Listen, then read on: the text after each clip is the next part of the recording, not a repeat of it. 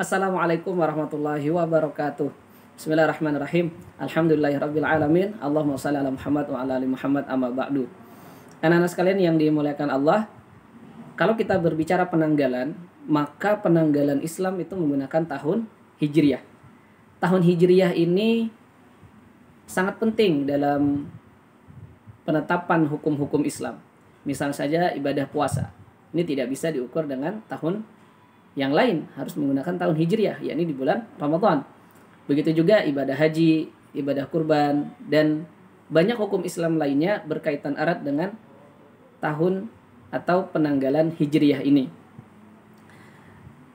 Terkait hal ini Allah Subhanahu wa taala berfirman, A'udzubillahi minasyaitonirrajim, yas'alunaka 'anil ahillah qul hiya mawaqitu lin-nasi wal hajj.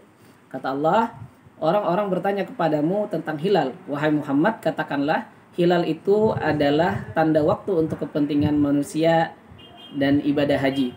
Quran Surah Al-Baqarah ayat 189. Dulunya anak-anak, sebelum penanggalan Hijriyah, orang-orang Arab itu penanggalannya berdasarkan peristiwa atau penentuan tahunnya berdasarkan peristiwa yang terjadi pada masa itu. Jadi bukan tahun berapa, tapi tahun apa. Nah, ketika kita ditanya tahun kapan Rasulullah lahir, maka jawabannya adalah tahun gajah. Karena pada masa itu terjadi peristiwa penyerangan tentara gajah yang dipimpin oleh Abraha ingin menghancurkan Ka'bah. Begitu juga tahun-tahun yang lain, ada yang disebut tahun Pijar karena pada masa itu terjadi peperangan Pijar. Ada yang namanya tahun renovasi Ka'bah karena pada saat itu Ka'bah direnovasi dan lain sebagainya. Nah, anak-anak kemudian latar belakang penanggalan Islam itu seperti apa? Jadi kejadian pada masa Umar bin Khattab radhiyallahu an, di mana ada gubernur atau wali di Basrah yang bernama Abu Musa al-Asy'ari radhiyallahu anhu. Beliau ini mengeluhkan surat-surat dari Khalifah Umar bin Khattab radhiyallahu an. Beliau mengatakan begini, telah sampai kepada kami surat-surat dari Anda tanpa tanggal. Ya, ada yang menyebutkan lagi dalam riwayat lain, telah sampai kepada kami surat-surat dari Amirul Mukminin, namun kami tidak tahu apakah yang harus kami perbuat terhadap surat-surat itu. Kami telah membaca salah satu surat yang dikirim di bulan Sya'ban. Kami tidak tahu apakah Sya'ban tahun ini ataukah tahun kemarin. Jadi terjadi bingung. Dikirim surat oleh Sayyidina Umar Khalifah sampai kepada Abu Musa al-Asy'ari, gubernur Basrah ketika itu, ternyata bulannya disebutkan tapi tahunnya tidak. Sehingga bingung nih kira-kira tahun yang mana. Nah, kejadian ini kemudian membuat Umar bin Khattab mengajak para sahabat ketika itu bermusyawarah bagaimana kalau menentukan penanggalan khusus penanggalan Islam. Lalu kemudian terjadilah musyawarah. Ada yang mengusulkan agar penanggalan Hijriyah ini, anak-anak sekalian, mengikuti kalender Romawi, di mana perhitungannya dimulai pada masa Raja Iskandar atau Alexander ya. Ini ditolak. Ada yang mengusulkan bagaimana kalau dimulai tahun 1 Hijriyah itu dimulai dari diutusnya Nabi Muhammad SAW. Ini juga belum disepakati. Sampai kemudian ada yang mengusulkan yakni Sayyidina Ali bin Abi Thalib radhiyallahu anhu, beliau mengusulkan agar penanggalan 1 Hijriyah ini dimulai pada masa hijrahnya Nabi Shallallahu alaihi wasallam. Lalu kata Umar bin Khattab, beliau mengatakan beliau lebih cenderung dengan pendapat ini, usulan dari Sayyidina Ali ini. Peristiwa hijrah menjadi pemisah antara yang benar dan yang batil. Jadikanlah ia sebagai patokan penanggalan. Nah, kata Umar radhiyallahu anhu seperti itu.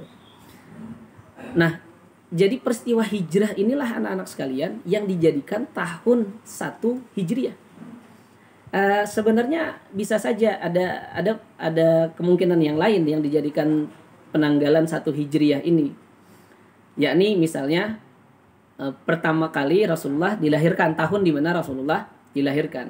Nah, ini tidak juga dijadikan karena dikatakan di sini ya ada sebuah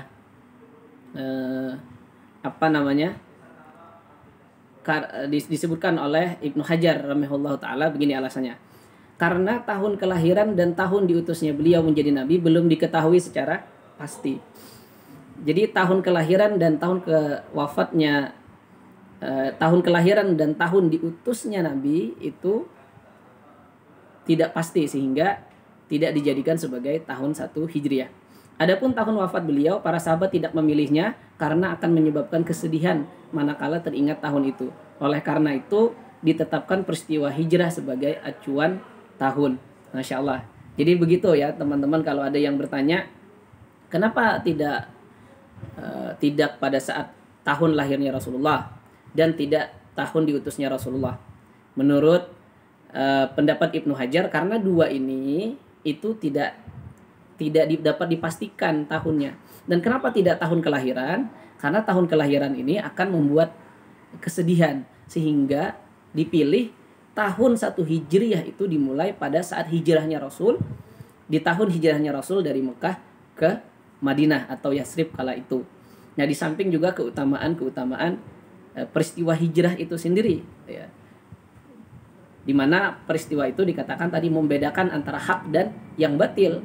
Karena di Mekah Rasulullah kala itu belum diterima dakwahnya, hanya oleh sebagian kecil. Kemudian di Madinah diterima, sehingga kemudian ditegakkannya hukum-hukum Allah secara sempurna, sambil kemudian turun ayat-ayat yang lain dan diterapkan di sana dalam sistem pemerintahan atau negara Madinah ketika itu. Nah, pertanyaan lanjutannya adalah kenapa kemudian bulan 1 itu dimulai bulan Muharram? Ya kan? Oke, tadi sudah kita pahami 1 Hijriah itu dimulai pada saat hijrahnya Rasul. Kemudian awal bulan kenapa bulan Muharram, tidak bulan Syawal atau tidak bulan Ramadan? Nah, ini disebutkan juga itu adalah berdasarkan usulan dari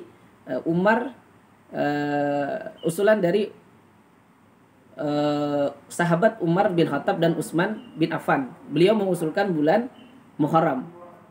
Nah, di mana disebutkan bahwa sebaiknya dimulai bulan Muharram karena pada bulan itu orang-orang usai melakukan ibadah haji, kata Umar bin Khattab radhiyallahu anhu. Akhirnya para sahabat sepakat. Jadi dimulailah bulan Muharram. Kemudian ada alasan yang lain disebutkan. Ibnu Hajar rahimahullah mengatakan karena tekad untuk melakukan hijrah terjadi pada bulan Muharram, di mana baiat terjadi di pertengahan bulan Dzulhijjah, bulan sebelum Muharram. Nah, dari peristiwa baiat itulah awal mula hijrah. Jadi setelah baiat itu hijrah, bisa dikatakan hilal pertama setelah peristiwa baiat adalah hilal bulan Muharram. Hilal itu munculnya bulan serta tekad untuk berhijrah juga terjadi pada bulan Muharram. Karena inilah Muharram layak dijadikan awal bulan. Ini alasan paling kuat mengapa dipilih bulan Muharram. Nah, jadi itu alasannya anak sekalian, kenapa tahun Hijriah itu dimulai pada hijrahnya Rasul dan kemudian bulannya dimulai dari bulan Muharram. Oleh karenanya sebagai penutup kita dapat simpulkan bahwa kalender Hijriah ini berdasarkan ijma sahabat, dan ijma sahabat itu tidak mungkin buruk ya. Ijma sahabat ini adalah merupakan dalil qat'i di dalam Islam ya. Sehingga kita harus berbangga dengan kalender Hijriah ini, kita harus mengetahui. Nah, sekarang misalnya tahun 1442 Hijriah. Kita harus mengetahui begitu juga tanggal lahir kita. Kapan sih tanggal lahir kita? Mungkin kita akan mudah menyebutkan tanggal Masehinya, tapi tanggal Hijriahnya. Nah, oleh karena itu patut dipelajari ya anak-anak sekalian ya. Dan kalender Hijriah ini sangat berkaitan tadi dengan hukum-hukum Islam. Kapan kita melaksanakan ibadah haji, berpuasa, termasuk penentuan baligh kita. Ya, kalau dalam mazhab Syafi'i, kalau 15 tahun orang itu belum ihtilam misalnya, maka dia sudah dikatakan baligh. Nah, ukuran 15 tahun itu berdasarkan tahun Hijriah.